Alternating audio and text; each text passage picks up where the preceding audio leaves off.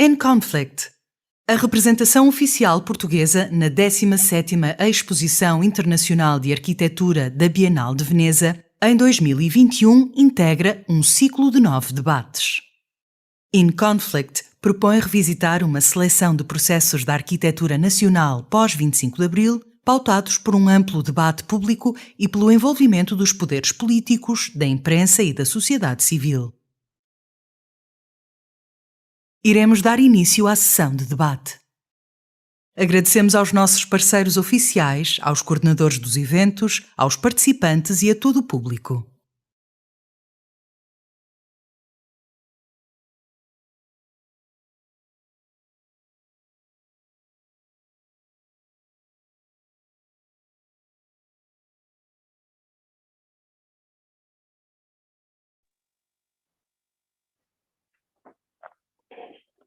Olá, boa noite a todos. Bem-vindos ao debate Instant City. Eu e o Carlos Machado Moura somos os organizadores e vamos moderar este debate sobre o tema dos campos de refugiados e habitação de emergência. Como temos um painel de oradores internacional de várias nacionalidades, o debate seguir-se-á em inglês. E passo então a palavra ao Carlos para fazer uma pequena introdução ao tema. Good evening. Welcome to the second online event of the Portuguese representation at the 17th Venice Architecture Biennale, titled Instant City, Emergency Housing, Refugee Camps and Forced Mobility in a Pandemic World.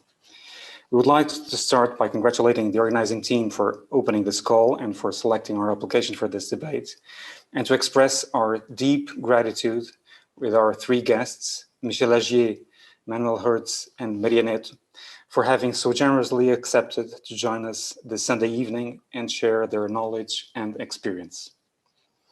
General Curator Hashim Sarkis' manifesto for this year's Biennale begins with a claim for a new spatial contract, in the context of a widening political divides and growing economic inequalities, and calls on architects to imagine spaces in which we can generously live together.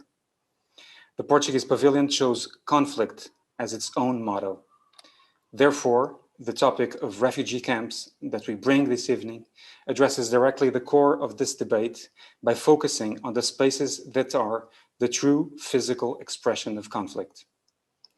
It is also timely since the COVID-19 pandemic, besides fostering a growing pulse of awareness on domestic architecture, rendered evident the huge differences between those, like us, able to isolate and comfortably attend Zoom calls, those without conditions for confinement, and the others, refugees and migrants, who simply do not have a home to call their own and provide isolation.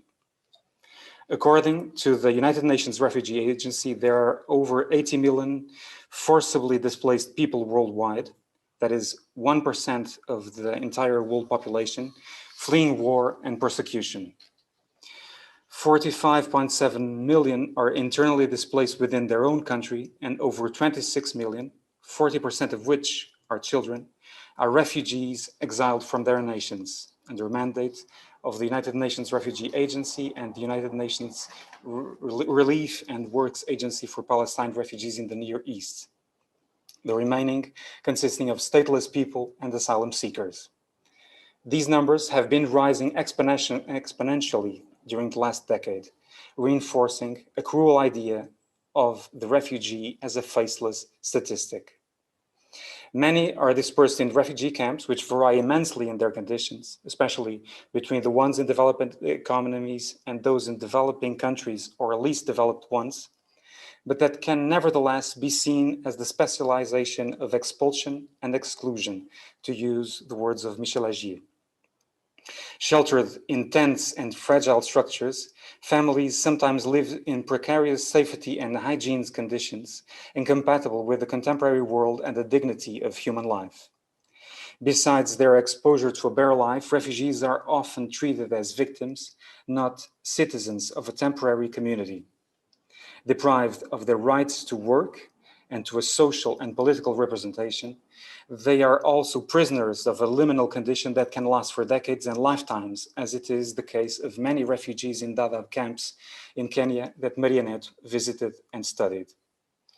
Nevertheless, within this context, the inhabitants of the refugee camp develop their own tools and protocols to overcome the condition of transience and liminality.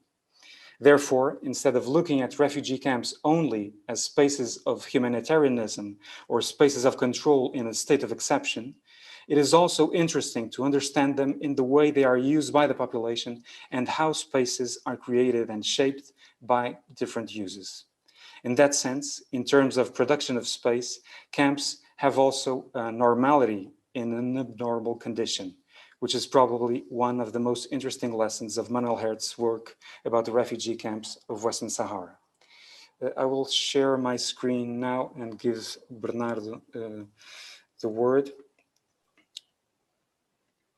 So we borrowed the name Instant City from the 1969 nomadic project by the British avant-garde architectural group Archigram, simultaneously as a provocation and as a statement. Provocation as Archigram's quest for nomadic architecture and the technological optimism that pervaded the visionary architectural scene have little in common with the reality of refugee camps, except perhaps the image of its broken mirror. Furthermore, its name puts the emphasis on the temporariness of its instant condition. And although camps are and should be temporary facilities, many remain a haven for refugees for many decades. But on the other hand, as a statement as well, since it underlines the role of architects as thinkers and designers that, in combination with political, economic, social, and administrative vectors, might have something to say and keys to provide to face this global humanitarian dilemma. Over a century ago, sanitary and political crisis prompted the revision of architectural and urban planning paradigms. And modern movement was triggered not only by the European reconstruction, but also by the resettling of refugees in the wake of World War I. Some of the rapidly buildable prefabricated modular housing projects developed by architects like Ernst May, Le Corbusier, or Alvar Aalto were specifically conceived for the refugee crisis. Also, many housing units with capsules and containers conceived after World War II aimed not only to offer traveling housing solutions, but also to assist the displacing various political and ethnic groups in the realignment of international boundaries. Nowadays, many architects throughout the world develop creative designs and architectural experimentations for emergency shelters for different conditions, including temporary settlements. Pritzker Prize winner Shigeru Ban's or major furniture company IKEA's structures are probably the most mediatic. Yet there are many others, including solutions of shelters and mobile housing units conceived by Portuguese architects. What clues can these instant cities provide on new forms of how we live together? Are informal and bottom-up solutions more efficient than overplanned schemes? To go back to this Biennale's manifesto, what is the role of architects today as creators of spaces? For human beings, for new households, for emerging communities, across political borders, and for planets facing crises like the refugee crisis that require our global action. To help us answer these questions, we are thrilled to have with us three researchers that are well acquainted with the reality of the refugee camps. Michel Agier, an anthropologist, directeur d'études at l'École des Hautes Études en Sciences Sociales de Paris, and senior researcher at Institut de Recherche pour le Développement. He published prolifically, and his main interests are human globalization, exile, and urban marginality. After several years of fieldwork, investigations in West Africa and Latin America, he conducted personal and collective researches in Africa, Middle East, and Europe on migrations and refugees. His books include Managing the Undesirables, Borderlands, The Jungle, and this year, The Stranger as My Guest. Maria Neto, an architect assistant lecturer at Universidade do Interior and researcher at the Madrid Architecture School. Her ongoing PhD research focuses on refugee camps. She has postgraduate studies in development of human settlements in the third world and has a professional training in humanitarian shelter coordination, having collaborated with the United Nations Refugee Agency on refugee support. She was recipient of Prêmio Távora in 2016 with Invisible Cities of Dadaab. Manuel Herz, who will join us later, an architect based in Basel. His recent projects include the synagogue in Mainz and housing schemes in Germany, Switzerland, and France. He taught at ETH Zurich, Harvard GSD, and currently the University of Basel. His research focuses on migration, nation building, and spaces of refuge. Curator of the Western Sahara Pavilion at the Venice Architecture Biennale in 2016, his books include Nairobi Migration, Shaping the City, and From Camp to City, Refugee Camps of the Western Sahara. Each one of our guests will give a short presentation on the topic and the work they have been developing. We will start with Michel Agier, then Maria Neto, and finally Manuel Herz, who is now traveling and will join us only then. Please feel free to write your questions on the YouTube in the language you prefer, Portuguese or English. Now I pass the word to Michel Agier. Thank you. Thank you very much for your invitation and for putting this topic in debate. I think it's a very important question. I will try to keep on the time of 15 minutes so that we have a good time for discussion. The empirical starting point of my reflection is the more generally urban encampment.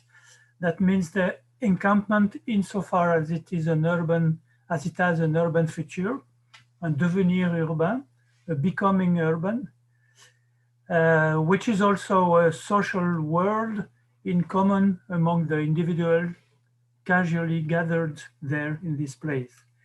And then I will first identify two dualisms or two ambiguities which explain the dynamics of these places.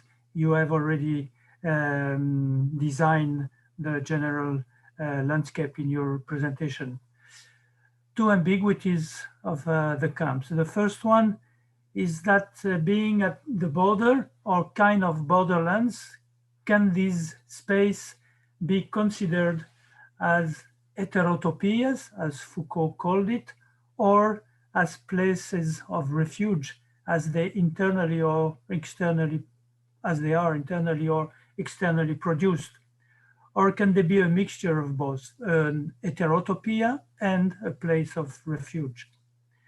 Heterotopia, according to Michel Foucault, are, I quote, places of this kind which are outside of all places, even though it may be possible to indicate their location in reality. They are other spaces of any kind, places for death, places for illness, deviation, crisis. They create an entity, real or fictional, which allows us to locate an otherness, with which we can think the own self or us by contrast. End of quote. In this mirror effect, heterotopia is the name of an outside of thought, an outside of reason, an outside of our society. But in the same process, there is a duplicity. We can identify the emergence and literal consolidation of an urban form, camp, city, or ghetto, for example, as directly linked to this outside, this heterotopy in its concrete form, as well as self-settlement, encampments, and camps. The second ambiguity of duality of these places can be put in evidence in the process of the second ambiguity or duality can be put in evidence in the process of these places. It is the strange relation, an old relation between securitarian and humanitarian logics.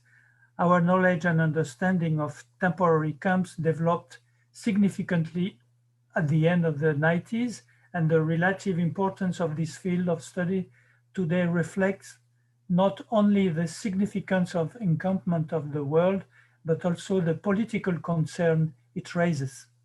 Two topics are central to the issue tackled by researchers, and I think the main themes of the controversy surrounding all discourse and practices about camps.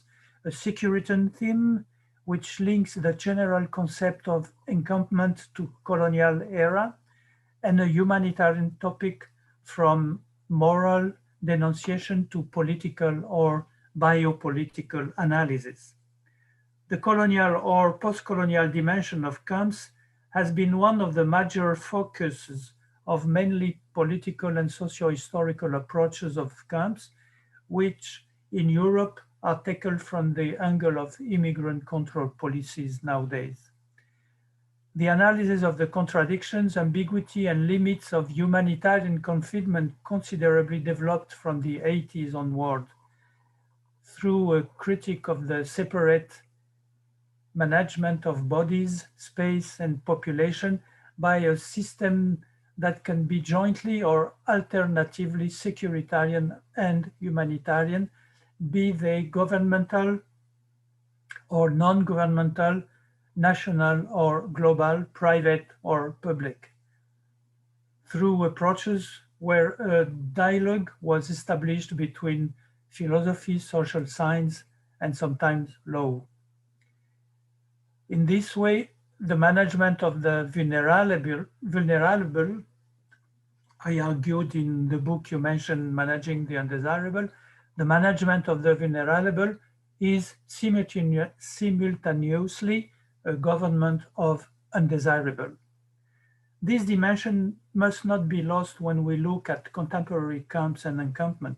Mobility and immobility intersect with the very places of confinement that act as borders, state or city borders, which, depending on cases, can act as airlocks, that is the camps for displaced persons on the outskirts of Monrovia or Khartoum, for example, or as ghetto, that is the numerous Palestinian camps that keep growing vertically because of the lack of space to expand horizontally. Transforming the camp. The ethnographic inquiry is the tool which helps bring answers to the philosophical conception of camps as an exceptional biopolitical, securitarian, or humanitarian dispositif or mechanism. Ethnography denaturalizes and recontextualizes the camp in all its form. It uncovers capacities for transformation in the humanitarian or securitarian situation of the camp. The aim of this approach is to understand what is usually called in English agency, a term which corresponds, I think, to what French anthropologist Georges Ballandier in the 50s referred to as reprise d'initiative, regaining initiative in the context of the end of the colonial era and the struggle for independence in Africa. Basically, it is the issue of the formation and the manifestation of a subject, or more precisely, that of a subjectivation process, which can be taken from a social science point of view in relation to the question of power and social relation as they exist in the very places of encampment. These places are then places of cultural, ethnic, national, and social diversity. In other words, we can look at the camp as a global crossroads and a place for banal cosmopolitism, as many ethnographic fieldwork carried out at the heart of everyday life in camps have shown. These places are actually hybrid and often cosmopolitan living environments, camps being one of the many border landscapes in the contemporary world. Thanks to this renewed theoretical framework, I think it is possible to tackle together different kinds of camps, not only refugee camps and internally displaced person settlement, but also makeshift migrant camps and, to a certain extent, detention centers, accommodation centers, transit shelters, etc.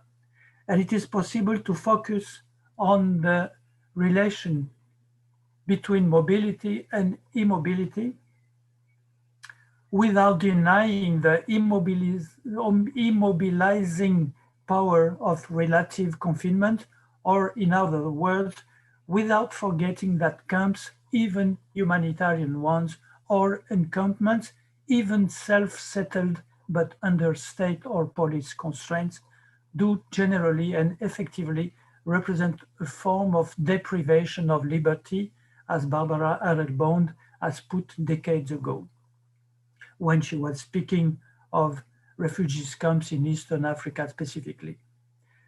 Now I would ask, can the pragmatics of everyday life transform these places of confinement into places of mobility to the point of making them livable and open? We may well think so if we look at how some refugees have managed to cope with constraints. Karen refugees in Thailand, Sudanese and Somali refugees in Kenya camps, I think we will speak more about, Palestinian refugees in the West Bank, migrants living in makeshift camps in northern Morocco and on the fringes of Europe. These examples allow us to capture and describe the vitality as well as the tensions and conflict that characterize contemporary camps. Living a long and even a good life in camps is the most current and radical political question that have been brought about by the contemporary policy of excluding the undesirables. The camps are made by policy of humanitarian and securitarian retention, putting apart people, and although the encamped people are there in a waiting zone, in a waiting condition, they actually reorganize their life. They change the space, they change the shelter, they make the shelter houses, and they even organize their life in camps like a good life.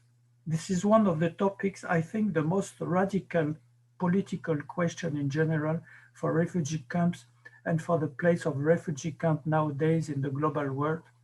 And it is, for example, the political, very precise question for Palestinian refugees who can be very attached to their camp like anyone is attached to his neighborhood, to his proper place.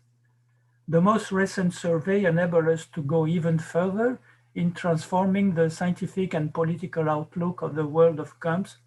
Indeed, the oldest of the Palestinian camps and of the African and Asian camps for refugees or internally displaced persons have not only been urbanized, they have also become attractive urban hubs. Migrants and refugees of other origins come and settle in or on the edge of these camps. These places become the core of new urban configuration, which are both poor and cosmopolitan. That is, as it is said in Beirut about Sabra neighborhood and Shatila camp, poor and cosmopolitan places. So that some of them now illustrate a new centrality of the margins, like some colleagues, Kamel Dorai and Nicolas Puig, working in Middle Eastern camps have put. Furthermore, the fact that Palestinian settlements have been defined as camps and remain as such in the eyes of the authorities and of the proper dwellers, even though they look like dense working class suburban zone, inform us on the relations with the urban and political marginality in which these settlements find themselves today, with a whole array of favelas, barrios, slums, ghetto, and township in the whole world today. These spaces having themselves something of a camp. As camps develop and urbanize, they never completely lose the characteristic of the camp form, which is being an exception, an extraterritoriality, and a place of exclusion. But they share these three characteristics: exception, extraterritoriality, and exclusion. They share them with much more than the camps, with the urban heterotopias, as I said at first, in general, like slums, ghettos, townships, favelas, barrios, etc.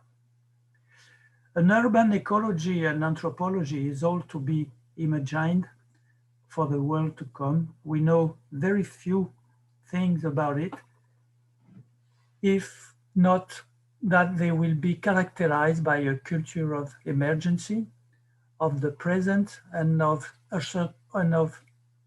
uncertainty, organizing and fulfilling empty spaces or destroyed or abandoned spaces for unknown durations. What is striking is the repetition of emptiness at the beginning of these fragile agglomerations, but also the rapid resurgence of social life, technical resourcing, political organization, and the search for meaning. This kind of city building is more perishable, but also more adaptable and resilient than the historic city, which cannot be anymore, therefore, the unique model. I will let for after in the discussion some examples of new form of instant cities, such as the Welcome City or the Habiter le Campement, which was an exhibition at Cité de l'Architecture et du Patrimoine in France. But I think I spent my time and I will let it for the discussion. I thank you for your attention.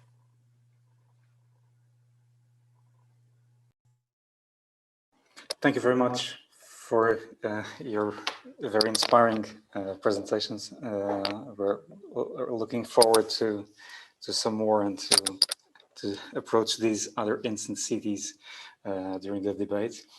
We now give the floor to Maria. Please feel free to share the screen and to... Okay. First of all, good afternoon. And again, it is a pleasure and an honor to share the floor with Michel and Manuel. I will present some thoughts here about my PhD research that I'm currently finishing. And regardless of the fact that some of the information that I bring here is part of my collaboration with humanitarian organization, UNHCR and British Red Cross, what I will be presenting is a personal point of view and not on behalf of them. So I will start now sharing my screen.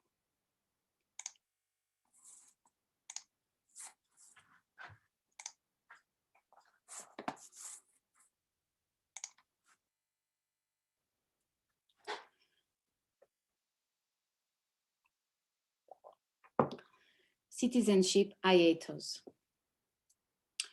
Contrary to the evidence of the lack of shelter conditions in most refugee camps, as or more dramatic than the harsh living conditions that refugees are confronted with, it is the citizenship hiatus that makes these spaces truly inhuman. For me, this is the main conclusion of a PhD research that started in 2015 and that was born out of a disquiet around the refugee condition and the spatial repercussion of this status, more specifically in refugee camps in protracted situations, of its mechanism of creation and maintenance, and the potential of technical and design tools at the disposal of the architect to intervene in these spaces. Thanks to a grant from the Foundation for Science and Technology that supported this research for 5 years, and the financial support received by the Fernando Távora Prize in 2016, it was possible to visit several refugee camps and so collaborate with humanitarian agencies in refugee support in Africa and in the United Kingdom. Visiting refugee camps and working with humanitarian agencies is a challenging experience, but also an important source of knowledge and reflection. Like so many other people I met during this research, I believe that refugee camps should not exist. However, Reality shows us that they exist and will continue to exist, either because the context is too remote or poor, unable to host and support refugees, or because states continue to wish to control their borders, contradicting the expectations of the urban refugee policy of the UNHCR. The camp still exists, and unfortunately, it will continue to be one of the main solutions for refuge and protection, and therefore it is fundamental to debate and explore it in a broad way. Apparently, all camps are the same. When we think of camps, we think of instant cities, as the title of this debate, in these iconic landscapes that are already part of our memory, but that strangely we cannot localize. They are landscapes characterized by their apparent spontaneity, temporariness, and a territoriality. Immediately, the word refuge comes to mind, and with it the refugee and his image of the eternal wanderer or on-old that populates the imagery connected to escape. However, although all camps are born out of the need for protection and give shape to the refuge, they take on different types with different characteristics. But after all, what are we talking about when we talk about camps? According to UNHCR, refugee camps are temporary facilities built to provide immediate protection and assistance to people who have been forced to flee due to conflict, violence, or persecution. While camps are not intended to provide permanent sustainable solutions, they offer a safe haven for refugees where they receive medical treatment, food, shelter, and other basic services during emergencies. This camp definition, that which materializes the humanitarian space, must ensure that the distance to the border is no more than a day's walk, have easy access to water supplies, stable ground soils, and shaded areas and resources for waste management. Theoretically, the design of the camp should allow each refugee to have at least 45 square meters to provide dignity and mitigate the risk of health crisis. And as humanitarian space requires great logistic, it is therefore necessary to ensure access to large vehicles and, depending on the situation, access to an airstrip for life-saving supplies. Just a second. Yes. These guidelines, which are part of the Handbook for Emergencies, guide to draw the materialization of a refuge space through an acquainted urban vocabulary, but where the rationalization of resources and the imposed idea of collective social well-being are forged in neutrality and independence. According to Ronnie Brauman, clearly humanitarian aid does not aim to transform a society, but rather to help its members go through a period of crisis, in other words, of a rupture of a previous balance, supporting the return to the previous normality. We then ask the following question: what about when the return to normality before the emergency leads to the perpetuation of poverty cycles and chronic vulnerability, or when the emergency extends indefinitely and the temporary gives way to the permanent? It is at this point that we arrive at refugee camps in protracted situations, that is, those camps where at least 25,000 people from the same country have been living in exile for more than 5 consecutive years, despite the average stay in these spaces is now 17 years. It is this place of refuge that, due to their permanence, dimension, particular challenges of protection and restriction of rights, were the object of our research. From the different perspectives on refugee camps, I would like to highlight the concept of Hannah Arendt of limbo, which makes us understand the camps as liminal carceral spaces destined to remove all kinds of undesirable elements from society.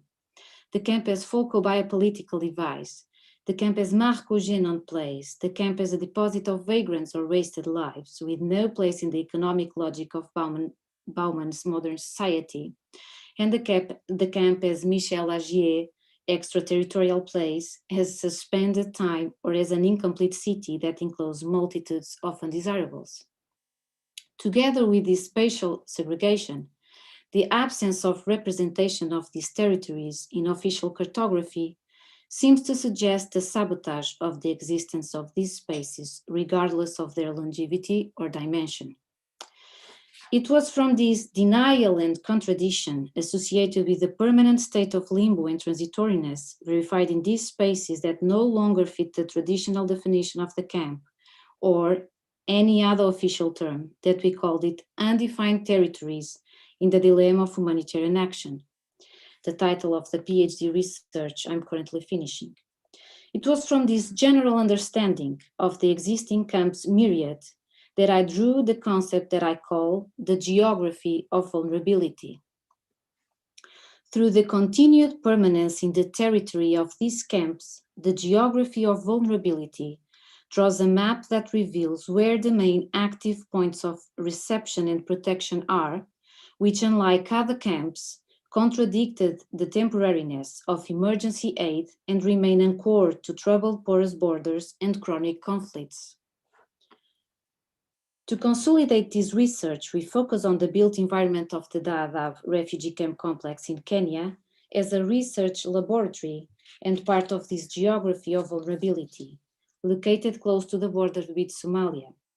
This case study represents the aporia of the still current refugee regime and through its anatomy allows to analyze and debate norms, policies, dilemmas, and unveil future horizons. Just to put it briefly in context, Dadaab is located in West Kenya, less than 100 kilometers from the border with Somalia, and was created in 1991 to host 90,000 refugees fleeing the war. Today, after 5 years and an intense return incentive program, about 220,000 refugees are still living in 3 camps. Agadera, one of the 5 camps, is the oldest and most populated camp in the complex, and it is curious to realize that more than half of the population is made up of children and young people up to the age of 18 years old, which means, among other things, that a large part of its inhabitants has never known other reality than that of the Agadera refugee space. This complex, as a case study, represents an extreme case of the questions that are intended to be addressed with a stay of 30 years in 5 built camps. Its inhabitants are deprived of freedom of movement, access to work, access to land, permanent construction, and justice systems. Due to the size of the complex, a comparative analysis was carried out between the camps designed in the early 90s and the camps designed in 2011, since within the complex structure itself, each camp configures a distinct planning and permanence character matrix. By analyzing each of the camps in detail, we realize that indigence, vulnerability, and extreme poverty due to the continuity of palliative relief measures circumscribed in a time and space articulated with the absence of integration policies and their reproduction in time form a paradigmatic case of successive obstacles to the development process and deny at the outset the possibility of formal existence. If relief after any emergency situation requires mostly a humanitarian response, autonomy that entails a development needs mostly a development response. It is here that the limit between time of action and permanence collides and comes into conflict, because if remaining perpetuates dependency, leaving too soon is perpetuating cycles of poverty, risk, and vulnerability. This is the dilemma, and we will also say the limit of humanitarian action. If the question of what the refugee camp is about could from the start be apparently simple, in reality it has never been answered in an objective way, evidencing its aporia. We believe that the failure to define the refugee camp had and continues to have consequences in how one reads the space. According to Kibriav, the difference between camp and settlement is the most sustained single controversy in African refugee studies. Are refugee camps an intractable problem? The lack of political recognition regarding the long-standing state of the camps is a limitation, The absence of language in the handbook for emergencies about permanence is proving this. However, to suggest that nothing develops is fallacious. Adam Ramadan argued in 2012 that camps become arenas in which geopolitical and everyday life intertwine, shape, and manifest. Active and committed political and social identities are expressed in a tangible way across space. The analysis of these spaces of refuge as a living laboratory was complemented with the information obtained through working with asylum seekers, refugees, and destitute between 2016 and 2017 in the United Kingdom through the British Red Cross, and with the implementation of surveys to families who lived for at least 6 years in refugee camps and came to Europe through resettlement programs. Through the refugee as an informant, we were able to cross the experience of those who lived in these spaces of refuge and those who made long trips to Europe in search for asylum. This has helped to guide thinking and demystify pre-established ideas, giving a new light and context to these issues. Some of them stressed that those seeking asylum in Europe do so because no other country close to their homeland was able to ensure the protection needed, ending up in most cases being subjected to violent exploitation and abuse.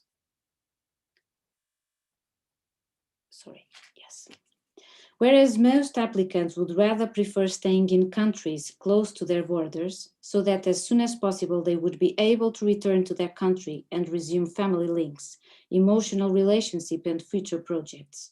And that refugee camps are understood not as spaces of protection and refuge, but rather as areas of insecurity, misery, and of last resort.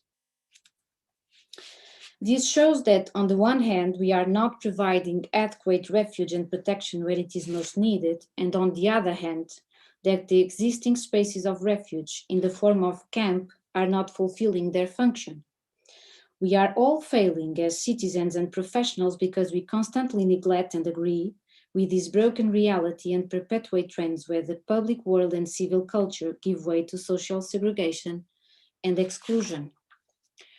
Architecture plays a crucial role in this challenge of debating and proposing successful solutions that meet the inhabitants' needs on the one hand, and on the other hand, facilitate political acceptance, economic viability, and the promotion of human dignity.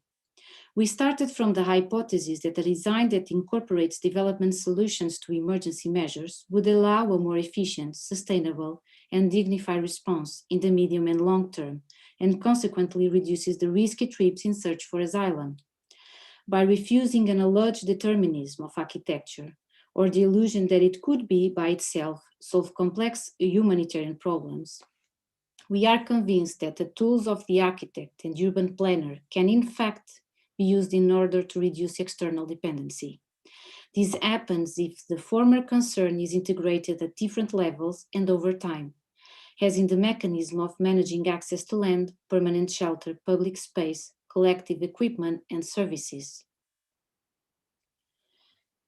If on the one hand we are aware that as architects we can substantially improve life in these places of refuge through interventions that guide the evolution of a camp in protracted situations and make the necessary transition between the period of relief and permanence, either by guidelines or case-by-case analysis, on the other hand, we know that for these spaces to be able to take a qualitative leap and leave this aporia, we need a concerted response both politically and economically. It is at this point that we realize that the current concepts and framework are unfit to apprehend contemporary reality, and we need to propose alternatives to rescue human dignity and altruism. In this way, we are compelled to look to the past in order to rescue or liberate categories of protection and refuge forgotten and obliterated by tradition, which can serve as a basis for the rescue of dignity of refuge and protection. It is in the ancient Greece with ideals of humanitarianism, city of refuge, and cosmopolitanism, and even in the Old Testament as a form of a refuge that contained in itself the city right to immunity and hospitality, that we find key moments to rethink protection and its spaces of refuge. Quoting Derrida, would a city, a right of the cities, a new sovereignty of the cities, open here an original space that interstate national law was unable to open? It was through the exploration of the city of refuge that we added the triad of authors, Hannah Arendt, Emmanuel Levinas, and Jacques Derrida, them to curiously refugees at some point in their lives, which give us important clues to reinventing these spaces of refuge. Through the ambivalence of vulnerability as explained by Levinas, which not only serves to limit us, but also to enable us, we are able to dismantle this foreign body that is the refugee camp in order to reflect about it by reversing the assumptions. To challenge the system, we do not look at the geography of vulnerability as a negative and violent map, but rather understanding it as a strategic map of reception and effective protection. We argue that refugee freedom allows us to go further, recognizing the world that refugees made, not just a world that was made for them. Within this context, we launched the following hypothesis. What if the camp could be the contemporary figure of the city of refuge and be used as an engine of city? Levinas, Derrida, and Arendt, as a supportive place of thought, allows us to trace a camp that in its vulnerability and ambivalence, permanent and temporary, is diluted to make room for the city of refuge, a place where this ambivalence gains a positive sense because it is the man who lives in the provisional, who is more able to welcome the other and might be more sensitive to what is vulnerable like him. It is this triad that allows us to think and articulate a return to normality, not normative, but of community life and practice, so that the status of this city of refuge is not only that of refuge, but rather that of the world. The making of places articulated with the availability to welcome the other in their otherness. Challenging the system and reinventing the spaces of refuge, we propose a territoriality of life and hospitality. We call for freedom of refuge, where architecture and urban planning give shape to this city of refuge, open to the world as a communal home, where its inhabitants are, above all, world makers and city makers. If man is a being in the world, he is never without a place, but is precisely the without place in the world which occurs in this undecidable crossing of paths, protection and refuge. Quoting Anna Dorfman-Montel, shouldn't today be heard in the political utopia, a known place that opens up the possibility of the human city? For us, the definition of utopia as an ideal crystallized into perfection is outdated. We believe that the political utopia to be heard today entails the idea that we must have ambitious vision for the future to alter the present and propose operational paths in a creative and collaborative manner towards the transformation of our society. Utopia can be both a source of inspiration and a tool to create a better world. As advocated by Ernest Bloch 8 decades ago in The Principle of Hope, because utopias offer visions of a better world, a future world, they should be seen as a part of our current reality and not excluded from it. Our envision to welcome the refugee in an open city is in that sense a wishful proposal directing us towards real possibilities and helping us forge a path towards an answer to the city of refuge and social transformation. It is through this contribution that we envision the possibility of cities of refuge constellations scattered around the world and independent of the states in which they operate, which would welcome the refugee in an open city. Thus, the geography of vulnerability would give way to the city to come, one that is born out of the condition of the nation state, which only keeps refuge and protection in its essence, which can aspire to be a city capable of welcoming variety and difference, the unexpected other, who in the urgency of time is predisposed to open doors and welcome. Because who better than the one who has already suffered the experience of lack of home to offer hospitality, a refuge? Maybe it will be from this inhuman citizenship hiatus that a new human city would shape new forms of solidarity and community to come. Thank you.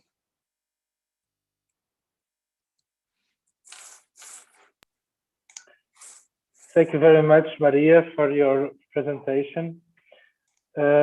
We have now with us Manuel Herz, who accepted, although he's in outside his home traveling, he will do the presentation. Thank you very much for your time, and I pass the word to you. Great. Thank you. Thank you, Bernardo and Carlos. Thank you for allowing us a little bit of an informalized, let's say, or improvised presentation. And it is great to share the panel with Maria and Michel. Michel, great to see you again after many times. Maybe just one word about the context. If it looks as if I'm sitting in a car, it is because I am indeed. We had to urgently travel to my mother.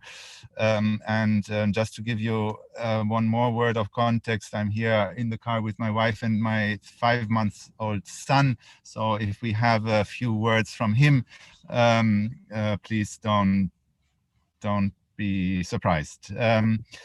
But let's jump into the topic. 1 second, I hope I can share this.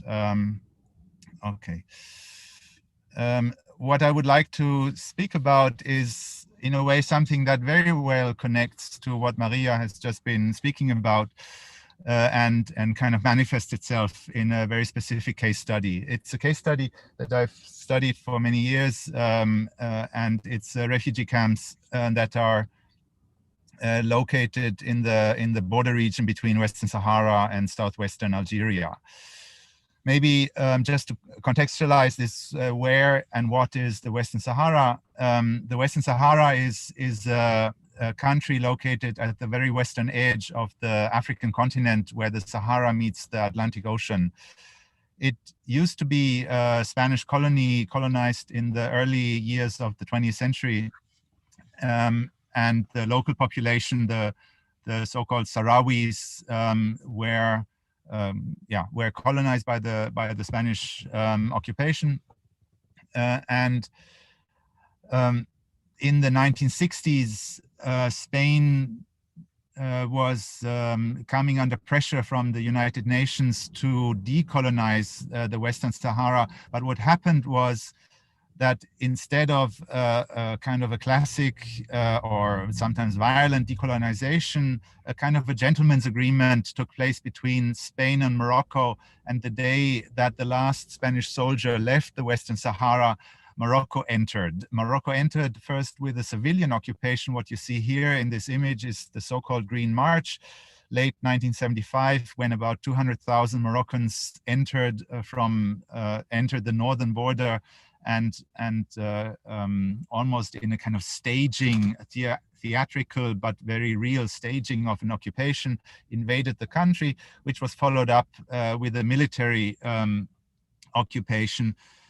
And this resulted in a guerrilla war between the local population, the Sahrawis, and the Moroccans. And it also resulted in something that is maybe one of the most absurd or saddest, let's say, constructions that the 20th century has seen, which is about 2,500 kilometer long wall separating the territory that was finally permanently occupied by Morocco and the so-called liberated territory. So what you see on the left is occupied by Morocco, and then to the right occupied by or still accessible by the Sahrawis. The Sahrawi nation, about 160,000 people, had to flee in the late 1975 via several stages into the region of southwestern Algeria across the border. And there it established 4 or 5 refugee camps in late 1975, early 1976, which we will visit virtually now with the following slides, which I would like to present to you. We don't remain with the satellite image, but I'll show you a few, let's say, photographic impressions first, and then we'll focus on two aspects. As you can see, the climate is incredibly harsh. It is one of the most inhospitable climates that you can find on this planet. The summer temperatures soar above 50, 55 degrees. It is populated not only by 160,000 Sahrawis, but many goats. But it is also a place of, in a way, everyday life in these camps that have developed. And what is unique about them is that they've developed in a way without the help of UNHCR. So very much self-built or built with the support of the Algerian nation. We see kind of a whole range of everyday urban activities, whether it is play, whether it is market, whether it is recreation, whether it is the camel meat vendor. And I think camel meat has never been sold in a setting which is as beautiful, stunningly aesthetic as this camel meat shop. And the proud owner standing next to freshly butchered camel meat. But what I maybe want to focus is, first of all, something that becomes visible in this image. When we deal with the context of refugee camps, this is in a way something very typical, very standard. It's the gate checkpoint that regulates who has access to the camps and who doesn't. But what is particular about this very checkpoint that stands controlling access to the Camp Smara is that it is not housed or it's not protected by or manned by a soldier of the United Nations, and is also not manned by a soldier of the host nation, in this case Algeria, but it is controlled by a soldier of the Sahrawis. So the refugees themselves can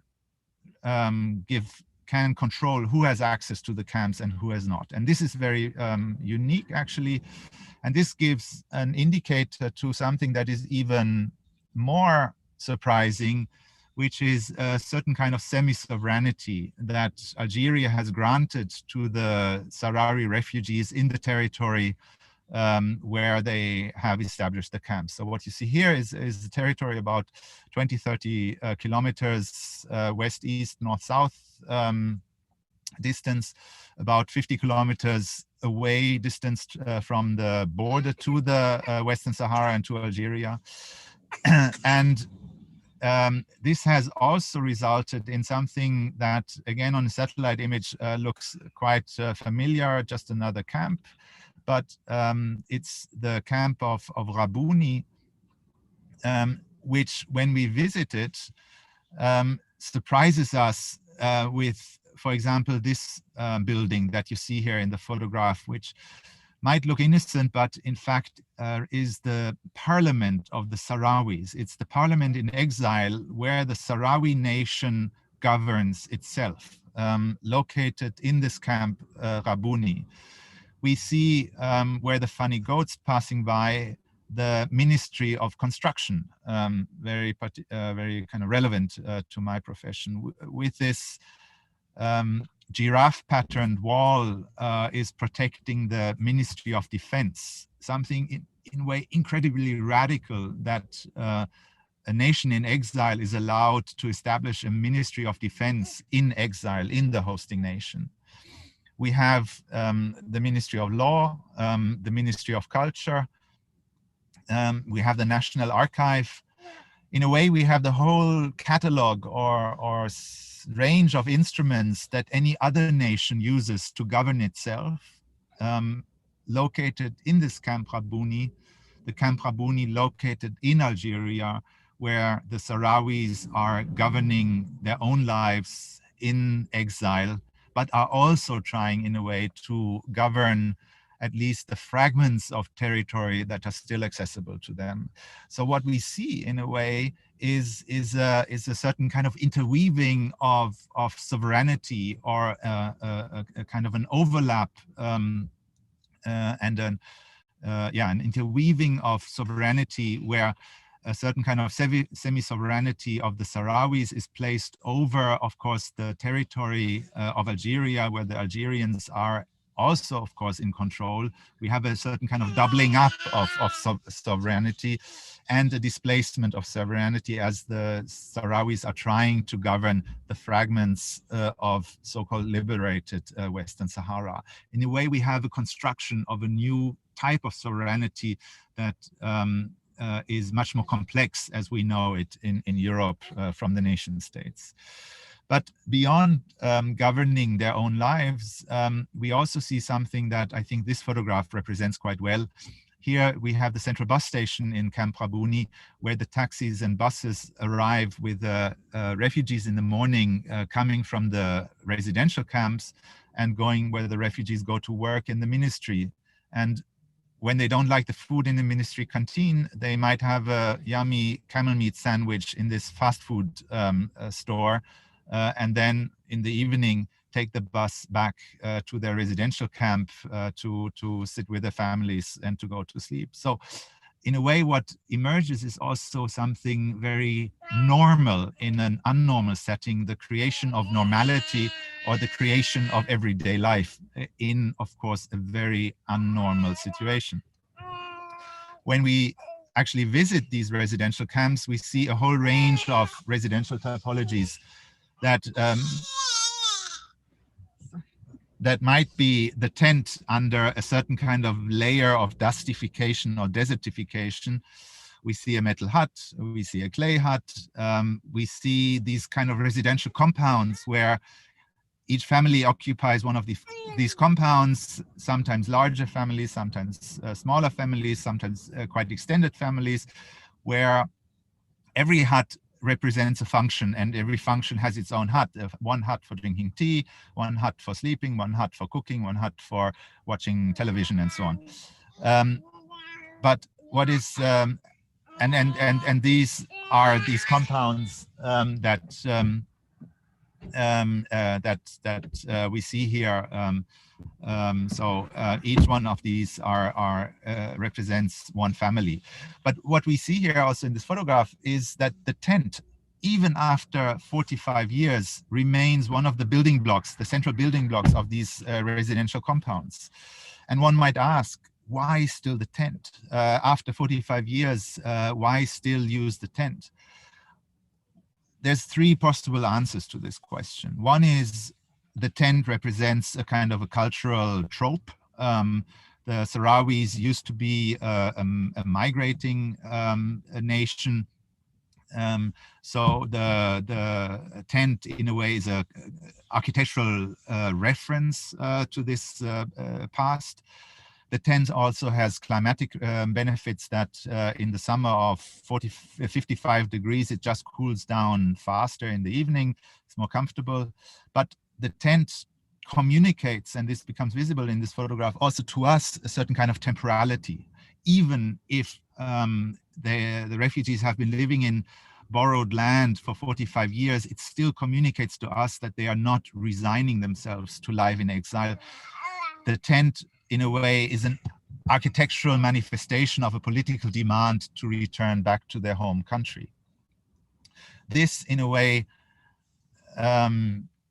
becomes also visible in a smaller scale in the interior. When we look at these huts, we see decoration. We see textiles on the floor, textiles on the walls, textiles on the sofas. So in a way, everything is movable. If the chance would arise to return to the home country, you could just pack up the carpets and put them on a pickup truck. So one can ask, what happens if ornament, if kind of beautifying one's residential spaces becomes permanent, as in this image with the stucco, or this photograph, which to us might look incredibly kitschy, but is just another person's dream of beautifying one's personal private spaces, but it is permanent. So we could ask, did the resident kind of give up? Did he or she resign him or herself to life in exile? Or how can we resolve it? Maybe the response lies in this photograph, where this kind of permanent decoration is loaded with the political demand of the nation state. You see the flag of the Western Sahara. Or we could say maybe the permanent and the temporary are not opposites, but they are just always, they need each other. They demand each other, and they are just two sides of the same coin. And I like this photograph with the kind of temporary infrastructure, the solar panels in front of a building that has very much conscious artistic kind of manifestations of certain kind of aesthetics with the column and the arch and so on. So, or in this photograph, which is also showing a very beautiful hut in the desert, Mario Botta in the desert. So wrapping up, what it shows us is that, first of all, nothing is innocent in this photograph. Every detail, every construction element has a political dimension, has a political intention behind it. Every tent detail is in a way loaded with a certain kind of message. It shows us how a kind of a construction of national identity takes place and is accentuated through life in the camp. It shows us how the camp becomes the political engine for formulating a new vision of how to shape a nation, but a nation that in a way very interestingly constructs a new notion of sovereignty that I think could be even more innovative than the notions of sovereignty that we are dealing with. And it is a camp, the camp as a space that acts as the kind of engine of emancipation, not only emancipation of the women, but emancipation of kind of the social structures at large. And last but not least, the camp, very much contrary to the Agambian notion as a space of exception, is rather a space where everyday life is celebrated, where beauty is celebrated, where joy is kind of celebrated in an everyday level, and I think this photograph kind of expresses this very vividly. Just as a kind of coda, and I'll do this very, very, very quickly, we had a chance to present this at the Venice Biennale 4 years ago with the so-called National Pavilion of the Western Sahara. My intention was to use the quite debated and also criticized institution of the National Pavilion to demand nation status for a nation that doesn't have access to its own territory. And we did this through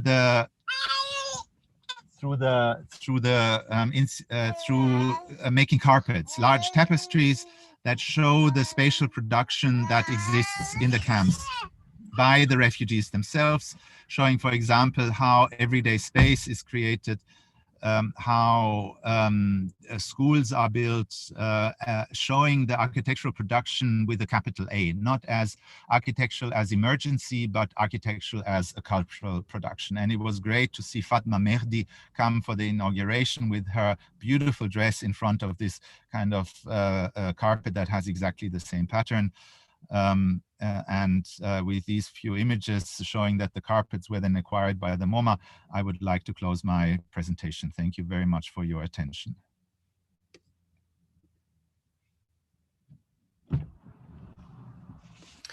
Thank you very much for your inspiring and extremely beautiful presentation. We would like to open the debate and the conversation between all of us. To start, since we already have an interesting question posed in the YouTube chat, let's start directly, because I think it addresses some aspects that were very clear in your presentation, that somehow links this presence of everyday life and and this architecture without architects that somehow contrasts with the handbook for emergencies of the United Nations and these informal architecture that you illustrated so eloquently. So the question is, how can we all construct an alternative route to a permanent state of temporality of refugee camps without returning to a naive universal truth of modern social housing blocks? This is a question by Rodrigo Tavares to all three of you. Perhaps I will ask Manuel Herz to respond if it's a good time, then Michel Agier, and then Marinette. It's not an easy question to respond to. I'll start by responding or referencing the case study that I was showing. What is, I think, remarkable about the case study is that it's exactly not UNHCR that is in charge of building and constructing and shaping these spaces, but the refugees themselves. I wouldn't say that this is a recipe for a certain kind of quote unquote better camp. It's anyway very weird maybe term, but to give the refugees, or the fact that the refugees have the chance to shape their own spaces, I think is one of the major elements that allows these camps to obtain a different kind of quality that goes beyond spaces of waiting and spaces of warehousing. So I see this not as a recipe, but still as an opening where we entrust the refugees the power to shape their own environment that escapes this kind of warehousing quality. Thank you. Professor Michel Agier, if you'd like to take the same question, perhaps crossing it with the ambiguities and dualities that you addressed in your presentation. Yeah, probably. I think there are some common main realities which are emergency situation, but a very long duration of the situation in which the people are stabilized in a certain way. Dadaab camp or Sahrawi camps are the most some of the most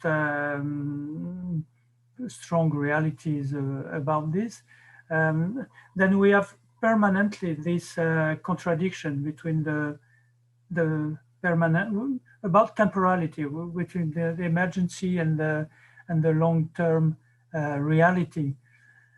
The very great lesson we can learn from this situation is, I would not retake this notion which is so much used, resilience, I don't know if it's resiliency, but the way of how the people manage to reorganize a good life in the worst situation. And for me, of course, the Palestinian camps, in a certain way, very near to the Sahrawi camps. But the Palestinian camps that I know better are a very strong example of this, because it comes to expose the contradiction between the short-term emergency, which is the thoughts of the place. The place is thought as an emergency waiting situation. And it is lived as a place where people have to manage their life and make it as better as possible. And when you see the long term of the existence of these then city camps, or camps becoming city camps, or kind of city camps, then you have the political conflict about it. I think the political conflict is about Manuel mentioned the tent of Sahrawi people in each house, although the exile is a very long term, but it means, as he said, it means that we are still in exile. We are in the waiting of the coming back, and we can say the same thing about the key for the key of the house, which was lost for Palestinian people. Every family keep the key of the house, which doesn't exist anymore, but it is the key that is the symbolization of the return or of the exile, of the fact that we are in absence of the true life.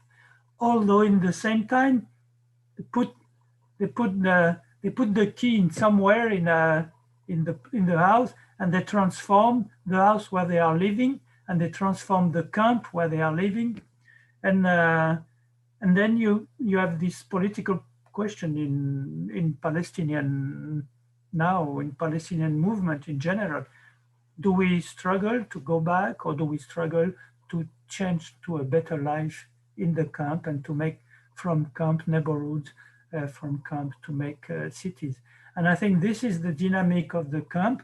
I think it is also, it depends on the force relations between, there are always a state or international organization or anything which impose a limit to the action of the people who are living here to develop as a complete new or city, or not anymore instant city, but a long instant city in this case. I think this conflict is the main question of the city camps. Yeah.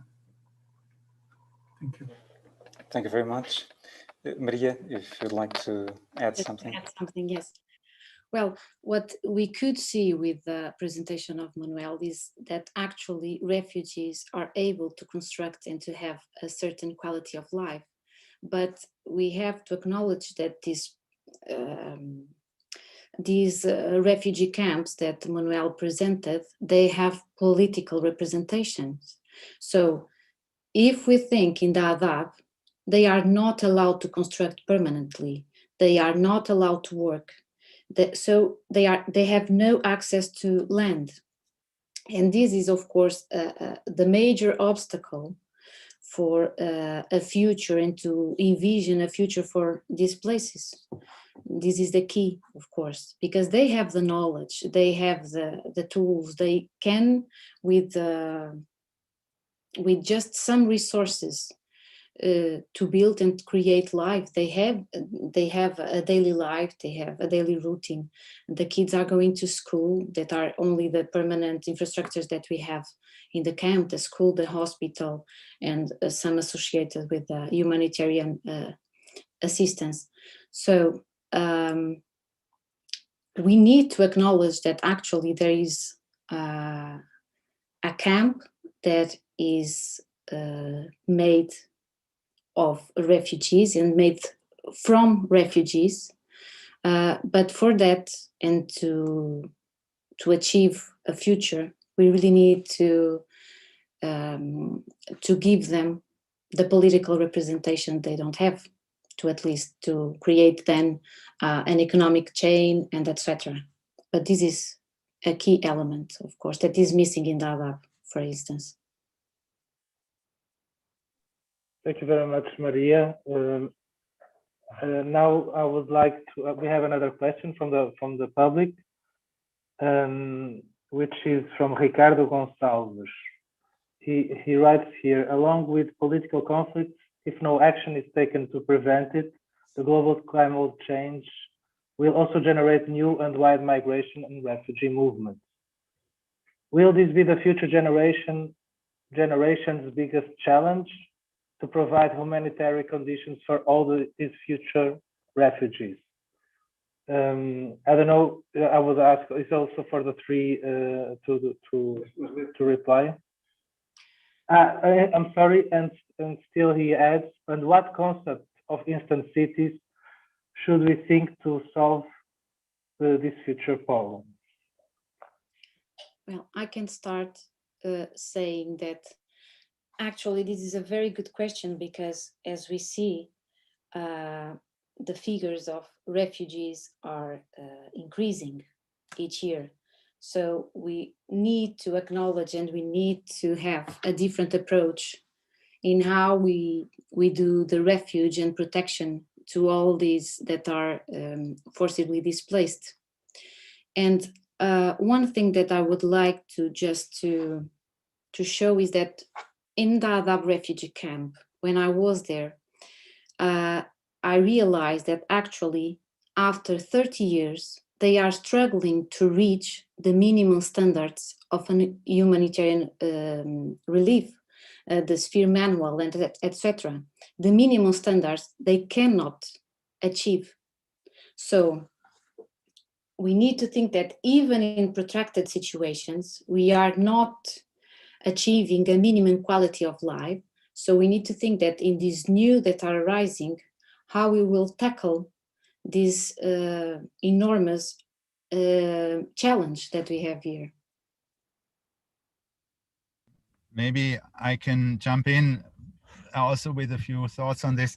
Of course, it is right that climate will pose one of the main reasons for refuge or for forced displacement in the future. I think this is almost, yeah, it doesn't need further kind of qualification. But I think the second half of this question I would like to respond to in a way, kind of what are the instruments to solve this? And I think the notion of solving this is problematic, because, or is a wrong hope. We will not be able to, if we try to solve it, find a solution that is satisfactory, that kind of resolves tension. I think we need to moderate it or navigate our way through the web of interests. Just to illustrate this with a certain kind of anecdote, or to illustrate this again with the case of the Sahrawis, what we see in the Western Sahara is a situation, or in the camps of the Western Sahara, is a situation where the refugees have managed to, in a way, organize their lives in a very stable way. They have a school system which is satisfactorily, actually they have a level of education that surpasses many of the other countries in the vicinity. They have a health system that is stable. The quality of life in the refugee camps is actually to a certain extent higher than in some of the cities or settlements, the regular cities and settlements in the vicinity. But what it comes with is also a certain kind of tragedy, because the world in a way has forgotten about the conflict, and the fact that the conflict has stabilized and there's no tragedy of people dying in the streets or dying with cholera in the camps has also resulted in the kind of dissolving of political pressure. No one is putting pressure on Morocco to solve the conflict, because the refugees have managed to stabilize their lives. So in a sad kind of contradiction, the refugees being able to manage their own lives very well, to a certain extent very well, has also resulted in the fact that the conflict, the underlying conflict, continues endlessly without any kind of pressure of resolving it. So this kind of idea of trying to solve something is a dead end, will not lead us to any kind of it will not lead us to a better future. Unfortunately, and I really hope that this doesn't come across as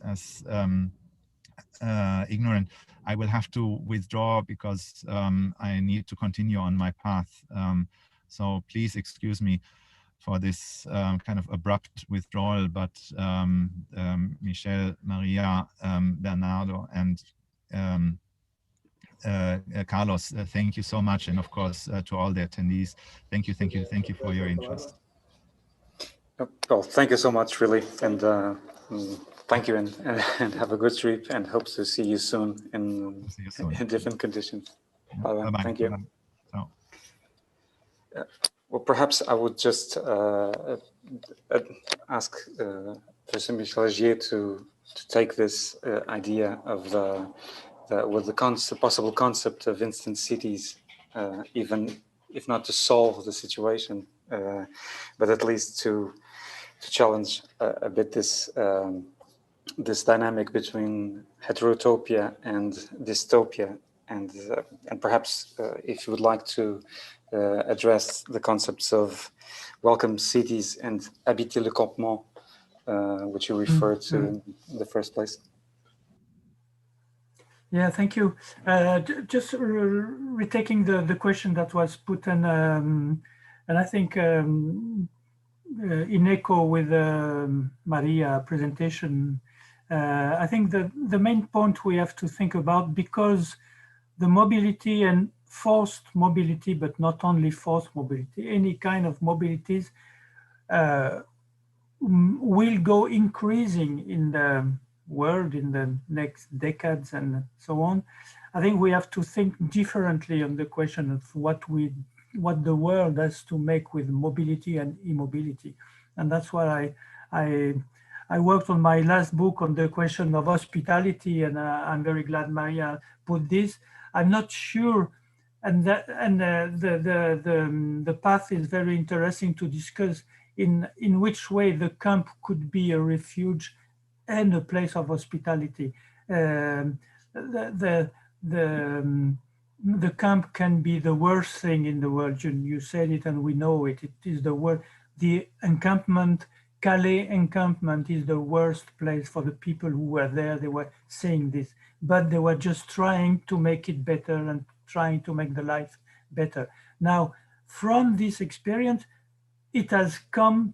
The discussion has come among sociologists, social science researchers, among architects, urbanists, among political people, of how to think about hospitality. And I, with some lower, like Mireille Delmas-Party, for example, and other people, we are trying to, and Etienne Balibar, for example, we are trying to push the idea of the right to hospitality. The right to hospitality is a way to try to make a global right for people to move and to not be treated as enemy, like Emmanuel Kant has put on his cosmopolitan conception of hospitality. And then if you put this, the question is, the practical, very practical question is how to create spaces that could be instantly, quickly, very rapidly available for accompanying this mobility and immobility. That's why, retaking this, I developed a bit this idea of the welcoming city, la ville accueillante, the welcoming city, or la ville hospitalière, in my book on the stranger as a guest, rethinking hospitality. This is this question, the communal hospitality, or the urban, the city hospitality, creating spaces. One of them is transforming the camp to make it an available space for welcoming people arriving, using the squat and recognizing the squat that exists in the city. We have the Barcelona situation, which is very well known as a kind of politic of squat for welcoming people in the move. We have experience in France of a network of so-called migrant houses, and then you have some houses dispersed in the city and not regrouped in one unique place, dispersed in the city, but networked one with the other, where the people can find a shelter, find a refuge, and so on and so on. And now there is in France a national association of welcoming cities and territories, which try to make a kind of mobilization on this idea. The question is the question is a very political question, and I liked when Maria has cited the Derrida reference, which is exactly the point of departure. What can the city make that the state doesn't make? What can the city mayor decide? What can the city government decide and make that the state doesn't want to make? It is the opposition, the possible opposition, depending on how the movement, how the politicization of this movement develops. It is the conflict, once again, the conflict between a hospitable city and a hostile state. And we have, it's very important, and we have seen in France and Europe these last years that the cities, the villages, the small villages or the small cities have made a very considerable work to welcome migrants passing by or staying when the government were reluctant to make anything to welcome the strangers. Then I think we could reflect more on what the city can do, and perhaps not wait so much from the states.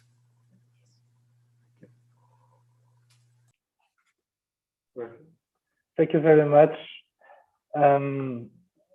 We have another two questions from the public. One is from Pedro Leão Neto, and he asks, what political and organizational support architecture needs to be able to construct a third space that is an alternative to the heterotopia and dystopia that the refugee camps tend to become or are? And then Maria Reis also questioned, having in consideration refugee camps in constant conflict, for example, the camp of Moura in Greece, how can architects be useful when the camp in constant change, either by fires or excess of people? So basically, what tools can the architect bring to improve the living conditions in these refugee camps? Maybe Maria, your mic is already on. You can start. Okay, I would like just to add something from the last question. That is very interesting what Michel was saying about hospitality, and I was thinking that actually the refugee regime is giving 3 permanent options to tackle the situation of refugees.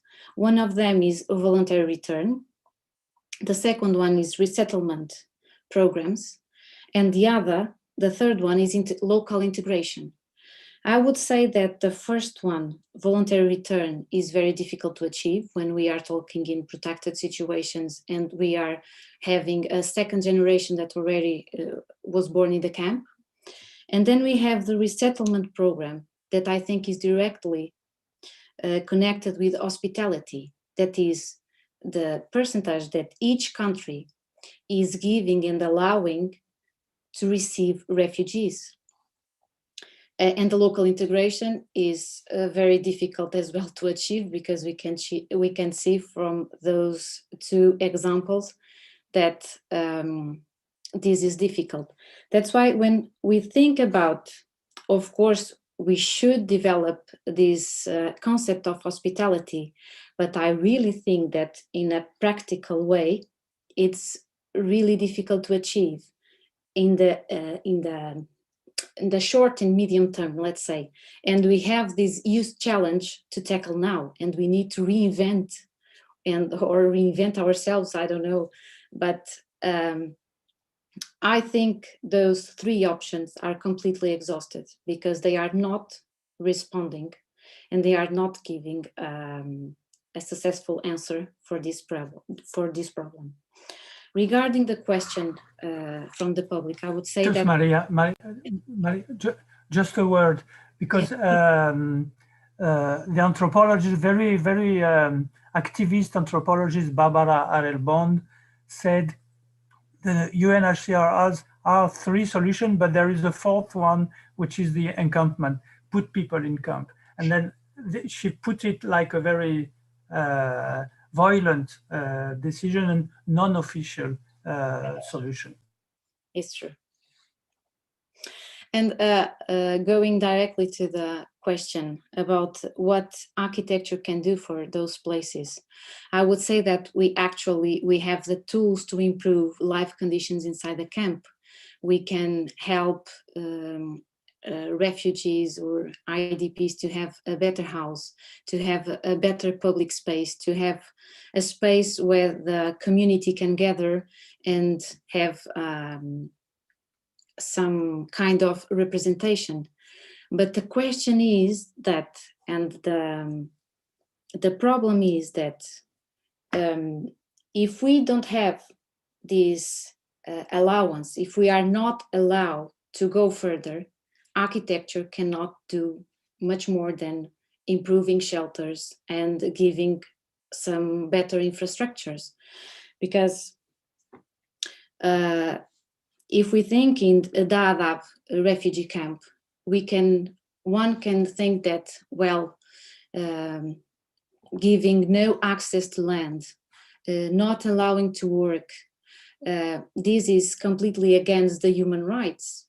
But on the one hand, we have the natural law, and then on the other hand, we have the nation state law that is hierarchically higher and is giving that, okay, I know that you have this natural right, but in my territory, you are not allowed to do this.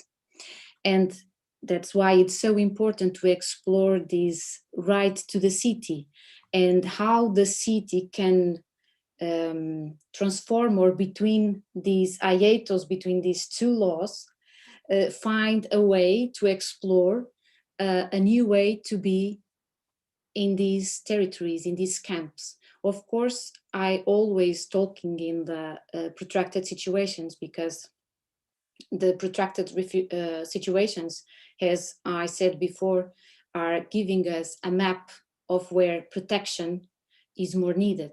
And of course, if those places were active places to receive people in need, probably people would not have to flee or would not to cross so many borders until reach a safe country.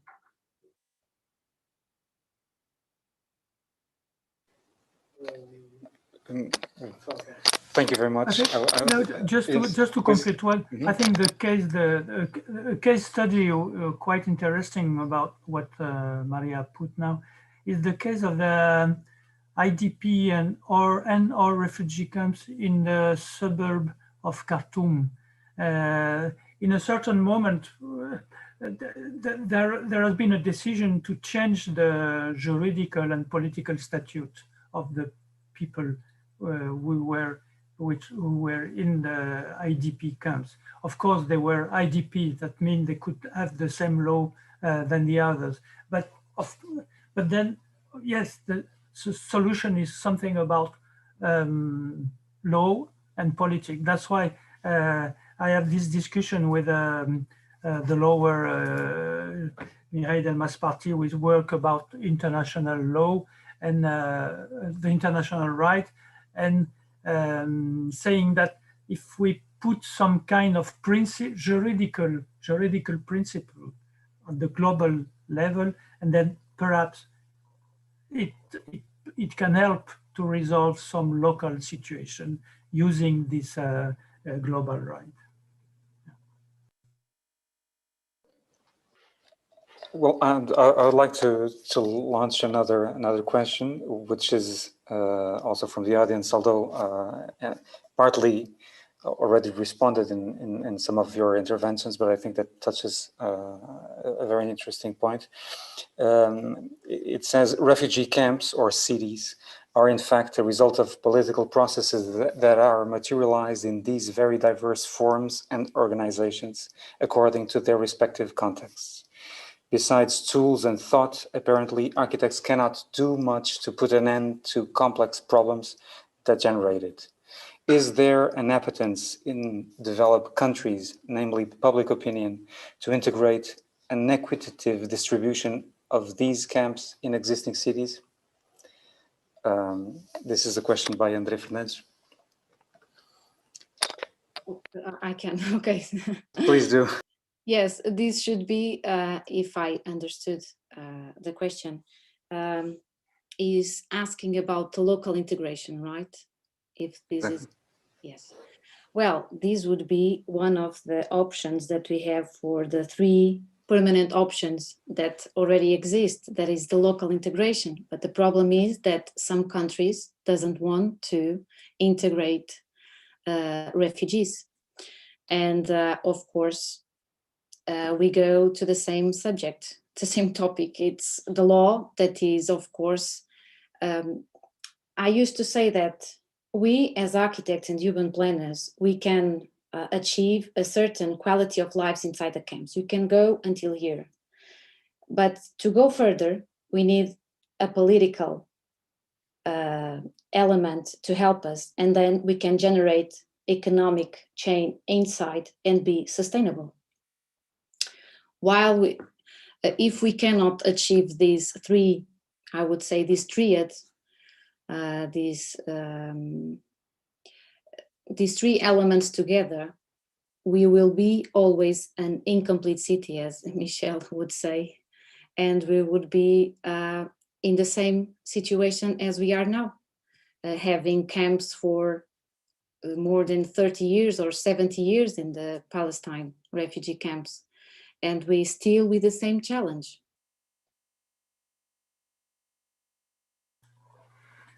Yeah, I think I said in French the ville frustrée, incomplete or unachieved or frustrated. I mean, the becoming city is very always present. Is always I think in any situation after the first days or the first weeks or months of the real difficulty of the emergency that the people are passing, we see that there are something which it looks like establishment that people are establishing in the place and are willing to changing and to make it better. And that is already the idea of the city. That is the making, the city making, which is in process. The question, as you say, is to change the forces relation.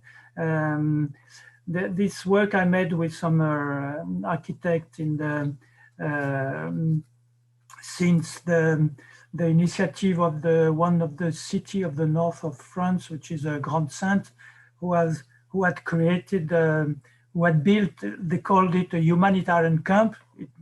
It didn't look, I told them, oh, this is not a refugee camp as you have in other places of the world, or it is something different, very nice place. Many refugees would like to be there.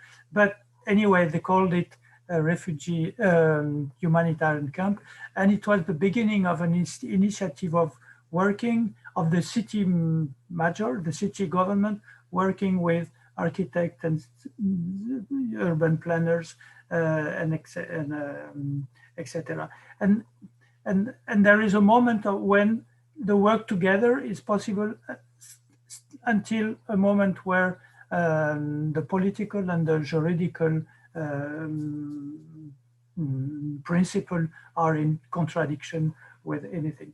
The problem is not so much, I'm speaking in Europe and with people who are or with statute of refugee or statute of migrant or statute of asking asylum, etc. The problem, I think, is not so much in the relation with the inhabitants around. It is the politics of in which place and which relation, what relation the government create with these people of migrant, refugee, etc., stranger, with the inhabitant. The Calais camps, for example, is a typical provocation of the city, putting the migrant outside, but putting them very near some habitation, and the proper migrants who were there. We are accommodating the people there. I wouldn't like a migrant camp beside my house like this. It is very provocation. And then, of course, the proper government of the city created this conflictive or potentially conflictive situation, and saying, oh, the unique solution is to put police to evade a conflict. And then you had a very perverse situation that makes like if the inhabitant wouldn't like in general to have migrants in their place. I think it's more complex. It's more complex than this. And then yes, well, the conflict, to say to use the term of the theme of this conference, is the conflict is coming very quickly.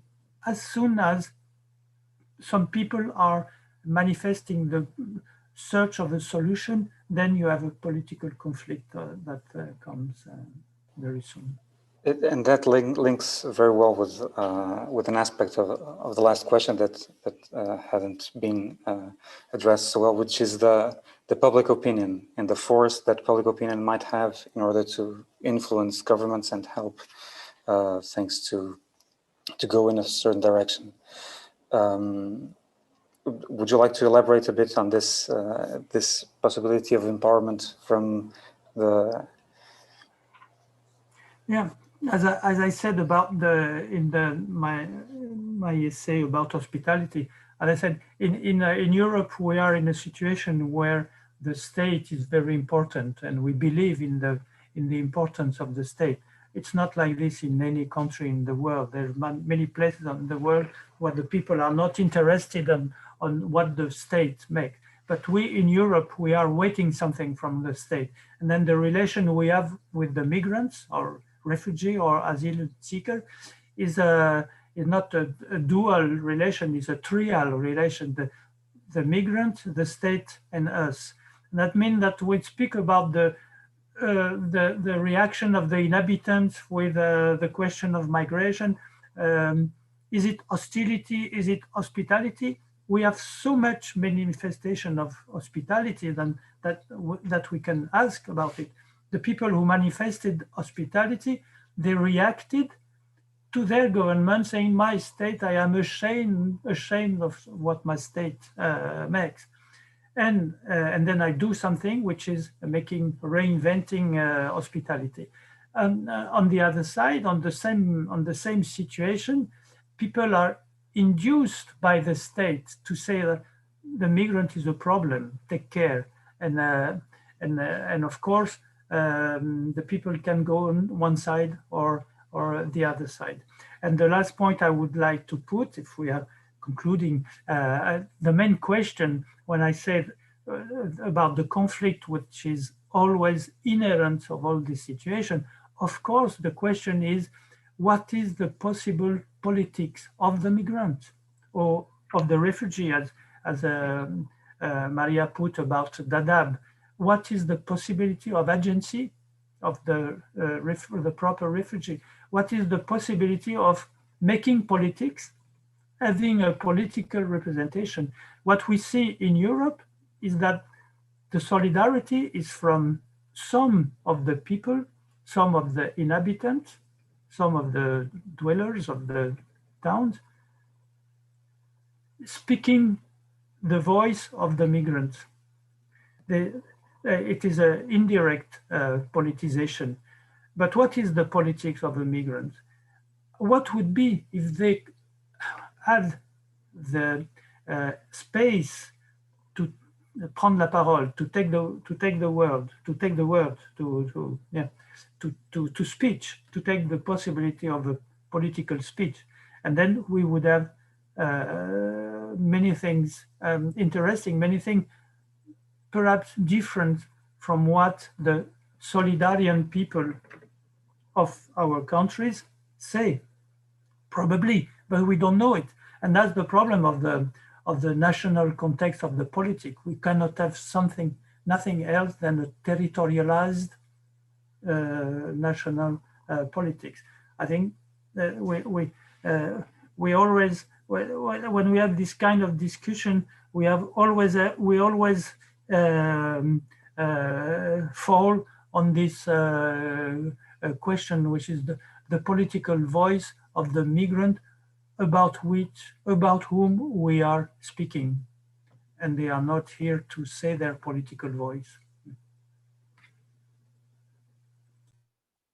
Yes, I think this is one of the main aspects of this debate, and that you mentioned very well is to change the perspective. If we give the migrants if we allow them, if in this case the United Nations and all the programs allow them to have their own voice, to have their subjectivity, to have their politics, then it's possible to organize in the refugee camps temporary communities with collective spaces, with associations.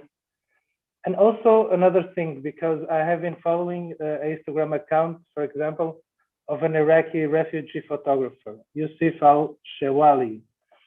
He's from Moura in Lesbos, but it's very rare that I find an expression of a refugee in the media made by themselves. And I think this is also something that should be changed in order, can be a way to empower a political subjectivity, individual or collective. And I don't know if you want to talk a little bit about this possibility, this way that, of course, should be transformed also by law, by politics, but maybe is a path towards more autonomous and self-determined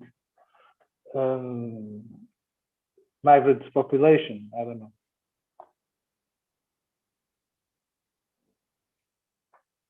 No, nothing to add for me. If Maria, wants to say it, I agree with, yes, it is exactly the question. It is the aporia, the aporia where we arrive. Yeah. Exactly. There is a political subject. Where is he? How does it take the voice? Yeah.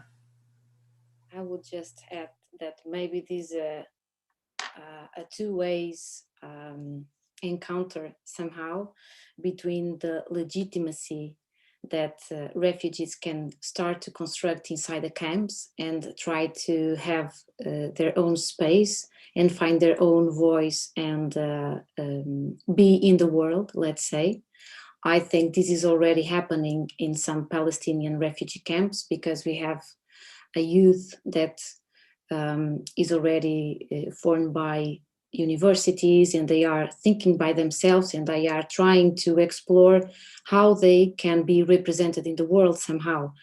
And so we have this legitimacy that is trying to arising somehow. And then I think at the same time, we need to collide with the political status or something that needs to appear and needs to be created to complement this this construction that is already on the move, I think.